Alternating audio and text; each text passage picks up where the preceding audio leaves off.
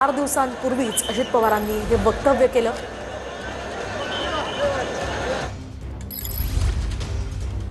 कायमचं राहणार आहे।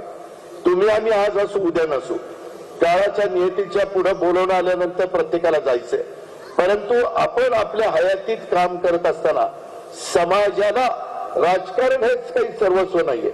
राजकारण हे होत असतं, राजकारण निवडणुका संपल्यानंतर विसरायचं असतं, पण ज्याच्यातनं त्या भागामध्ये आर्थिक सुबत्ता येणार आहे ते पाहिलं पाहिजे ना।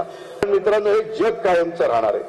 तुम्ही आम्ही आज असू उद्या नसू, काळाच्या नियतीच्या पुढे बोलवून आल्यानंतर प्रत्येकाला जायचंय, परंतु आपण आपल्या हयातीत काम करत असताना समाजाला राजकारण हेच काही सर्वस्व नाहीये।